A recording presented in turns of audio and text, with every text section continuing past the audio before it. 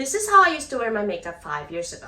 And this is how I adjusted it over the years based on my own skin tone, the condition of my skin, and my proportions. This older style of makeup used to take me 30 to 45 minutes, but my current routine now only takes me not even half that time. Today I'm trying something a little bit different to share with you some of the steps that I've eliminated from my makeup routine over the years. I'm also going to share with you some changes I've made to my makeup technique and style that suits my skin tone and my proportions better than the generic style of makeup that everyone tells you to wear. This may seem like your typical get ready with me video, but the tips I'm sharing along the way are really simple to implement, and you can easily customize these tips to fit your own needs. So if you want to see how to achieve this natural look in 15 minutes, then keep on watching. Oh my god, the camera is so in my face today.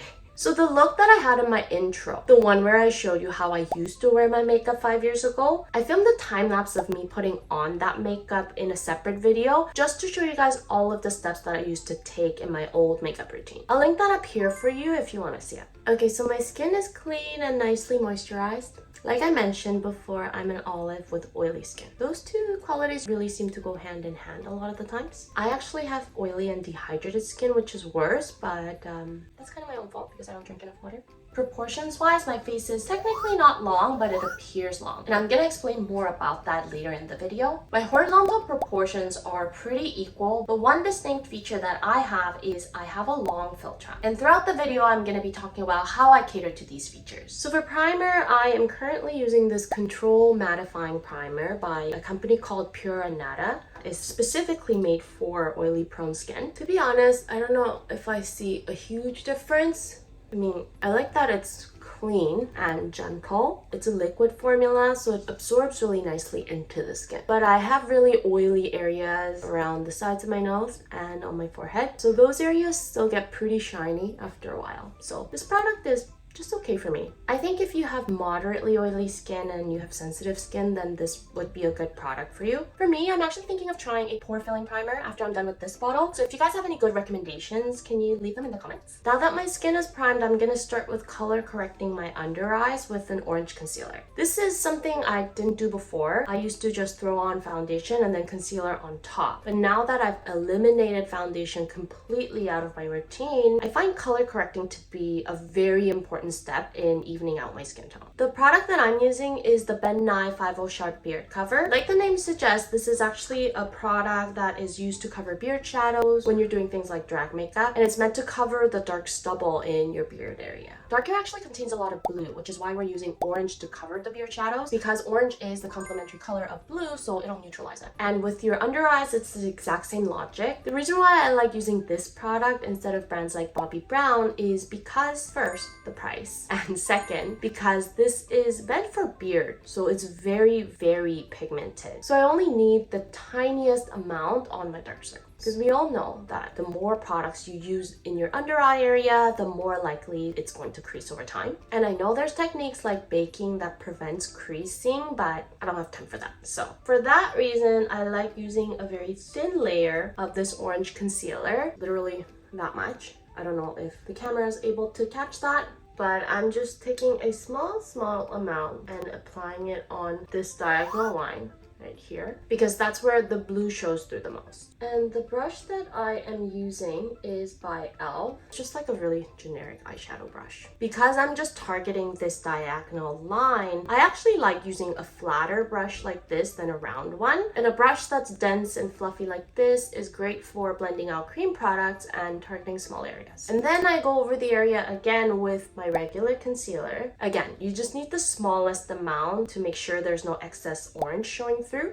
I'm almost done with this bottle, which actually makes it easier to control the amount that goes on my face. With the fuller bottle though, I'll normally swipe it onto the back of my hand and then dip my brush in that so I can control the amount better. And then I'm just gonna apply it on some areas where I have discoloration. And while I'm at it, I like concealing my lip line a bit my lip line is very blurry, and I actually find putting on lipstick gets easier when I actually conceal my lip line. So now that I'm filming every week and I'm constantly looking at my face as I'm editing my videos, I feel like I just noticed a lot more things about my face that didn't necessarily bother me before. And one of those things is my nose bridge. I noticed that my bridge is slightly wider at the top here than at the bottom, so my natural shadows look kind of wavy. So I'm gonna apply some concealer on this area, and then I'm gonna contour this area later. I also like to put concealer on these areas of my forehead. This is where my forehead dips a little bit and creates natural shadows. I've seen some people contour these shadows, but for me, my forehead is a little bit flat. So if I'm contouring my forehead, it's just gonna be along my hairline. So to make my forehead appear a little bit fuller in the center, I actually brighten these areas with concealer.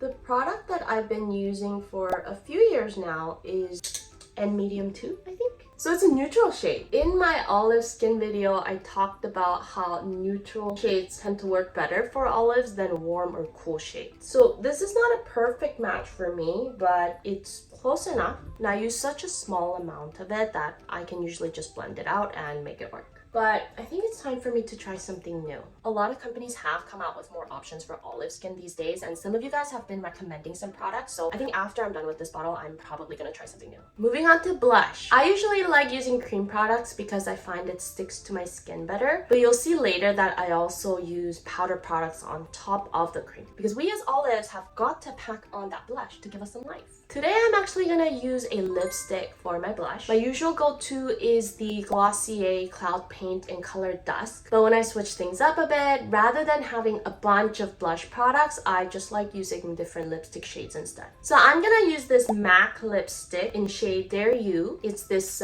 darker red, so I just put some random streaks like that. Very small amounts. And I like putting the blush on pretty high because I have a bit of a long philtrum. So if I put the blush in the middle or lower parts of the cheeks, then it tends to draw a little more attention to my philtrum. I know a lot of people have been suggesting mixing green color corrector into the foundation to match to the olive, and I think that is a great idea. But to be honest, I don't know if I'll ever get around to trying it, because now that I haven't worn foundation for a few years, I just hate the feeling of foundation on my skin, so maybe I'll try it one day. But I do think that it is a really good tip for any of you that are really looking for that perfect match of your foundation to your olive skin. For my brows, I like using the MAC Shade and Shape Brow Tint in color Stud. I think this is the darkest shade that they have, which works for me. So with this liner tip, I'm just gonna draw on the strokes as if I'm drawing on the brow hair. If it gets too dark, then kind of pat it so it looks more natural. I have really short brows, so I like extending the outer ends of my brows. Also, because my philtrum is long, one thing I like to keep in mind is to maximize this distance from my eye to my eyebrow to balance things out a bit. So I always draw the brows a little bit up rather than arch down. Today I'm also going to show you how I lighten my brows. Now you're probably thinking, why would you want to lighten your brows? I know that thick and full brows have been in style for a while. These days, everyone seems to really like filling in all of the gaps in between the brow hairs. But did you know that darker brows can actually make you look more masculine? In my video on prominent noses, I explained how lightening the heads of your brows can draw the emphasis away from your nose bridge and soften the overall look. And that's because fuller brows are associated with what we would traditionally label as masculine features. So for me, sometimes I actually like to lighten my brows to add a bit of softness to the look. This is completely your preference. Darker brows will define your features a little bit more, and lighter brows do the opposite. So depending on what kind of look I'm going for, I can choose either or. To show you the difference, on the left my brows are lighter than on the right. The difference can be subtle, but the look on the left is a little bit softer overall. Again, it's totally your preference of what kind of look you like better, but if you want to draw less emphasis to your nose bridge as a whole, then the lighter brows do a better job at that. So how I lighten my brows is I take a brow spoolie and then I dip it into the beard cover that I use for my under eyes. Oh, also, bending your spoolie at an angle like this is going to make it easier to dip it into products. And then I'll gently stroke the brow hairs to get the product onto my brows. You want to be really careful that you only get the product on your hair and not on your skin, because you can accidentally turn the skin around your brows orange. I found this trick to be especially useful when I used to have blonde hair, because it helped with matching my brows to my hair in a bit more natural way. Okay, so for eyes, I've already curled my lashes first. I have bulgy eyes, so I feel like when I have layers of different colors, it actually makes my eyelids look swollen. So these days I just use one color and blend it out. Maximum 2 shades if I'm going a little bit stronger with my eye makeup and I want to add some depth. But for my day-to-day, I just throw on 1 shade and call it a day. And this palette by E.L.F. I really like. It's matte for matte eyeshadow palette in Summer Breeze, my cheap ass like drugstore brands. So for eyeshadow, I like using a brush like this. The hair on this brush is a little bit longer. It's not as dense as the other brush I use for concealer. I find with this type of brush, it picks up less product, so it makes it easier for blending. And if I want to build more, then I can always throw on more layers or just use a denser brush. I skip eye primer because I'm just using such a small amount of product and I really don't feel the need for a separate primer. I sometimes wear eye primer if I'm going for like a bolder eye look, but these days I only wear makeup when I'm filming.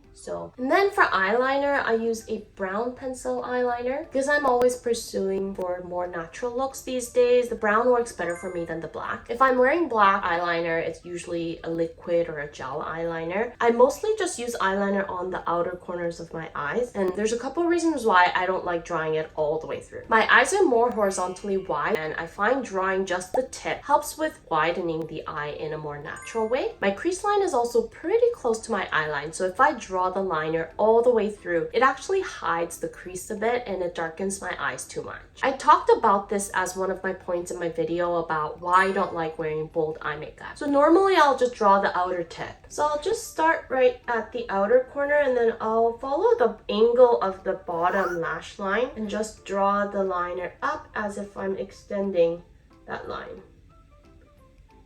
Like that. And then I'll just connect this line into the top lash line just so it connects in one smooth line like that. And then I use my nail to just kind of clean up the edge, and if I've accidentally dragged out some product with my nails, I'll just like smudge it up.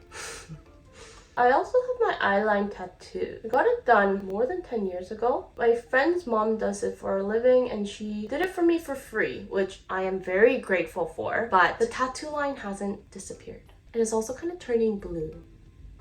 I don't know if the camera catches that at all. So if you're thinking about eyeliner tattoo, just be aware that it might not go away, even though they say it's supposed to after 2 to 3 years. And then with the bottom lash line, I'm just gonna graze the bottom about 1/3 of the way from the outer corner. So from there to about there. And you want it to be more of a blended line than a harsh line. So if it ends up being too harsh of a line, then you just take a small brush or even just your fingertips to like blend out those harsh lines. I like using a brush. It's just a little more precise, but so this side I blended with a brush, this side I blended with the fingers. I don't think it makes a huge difference. Now I'm just gonna throw on some mascara and that's it for eye makeup. For lips, I'm gonna use the same color I used for my blush, and I published a short last week on how to wear red lips with a less defined lip line, so I'm gonna do that today. I'm sure that some of you have seen this trick if you're into K-beauty looks at all. With red lips, having a less defined lip line just makes things a little less harsh. For blending, you can use a brush or your fingers, but red is just so pigmented and I hate getting red on my fingertips. Like even if you wash it, there might be some left on my nails or something. And then if I wear a lighter shirt and it goes on my shirt, it's just a mess. So I like using a brush to blend out the edges. One trick I use is after I've blended out the edges, I'll go over the edges again with like a brownish smooth lipstick like this. I just find it makes the look a little bit more put together and it helps with toning down any excess brightness. My lips are a little bit on the narrow side, but what makes my lips look especially small is the shape of my upper lips, because my upper line is in a pretty straight line like that instead of a curved line. Like if my upper lips were slightly curvier like this, my mouth wouldn't look as small, you know? Because my bottom lip is actually quite full, so I just need to balance my upper lip a little bit. So what I like to do when I'm shaping my lips is I slightly overdraw just the sides, like like that. So when I fully apply everything, here's what it looks like. My lips look ever so slightly wider and it's a very subtle difference, but I usually don't like how unnatural overdrawn lips can look. So this is a really natural way for me to wear overdrawn lips without letting anyone know.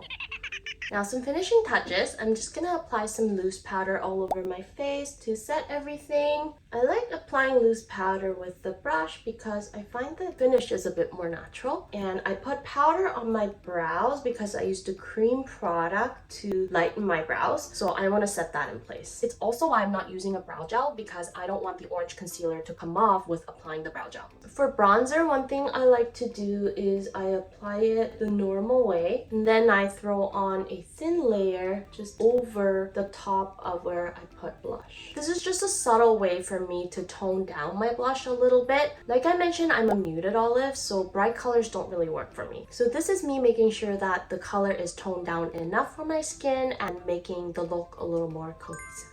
Now for contour, normally the generic technique is to visualize a diagonal line from the top of your ear down to the corner of your mouth. And then when you're applying it, you just kind of stop right where your outer corner of your eyes are. But I actually like to go more horizontally because my face is a little bit long. Horizontal to vertical ratio wise, it's actually not that long, but I have a pretty pointy chin without much prominence in my jawline. So my face kind of looks like an inverted triangle, which makes my face look longer than it actually is. And because I also have a long philtrum, I just have a couple of elements in my face that naturally draws the eyes downwards. So if I contour my face the generic way, it actually makes my face look a little bit longer and it draws the eyes down even more. So by contouring my face horizontally, I'm kind of creating a visual break between my cheekbones and my chin. And I find that this technique still adds dimension to my face without making my face look any longer. Now I've talked about my nose bridge already and I've applied some concealer on the area where the bridge is a little bit wider. So I'm just going to add a tiny bit of contour just around there.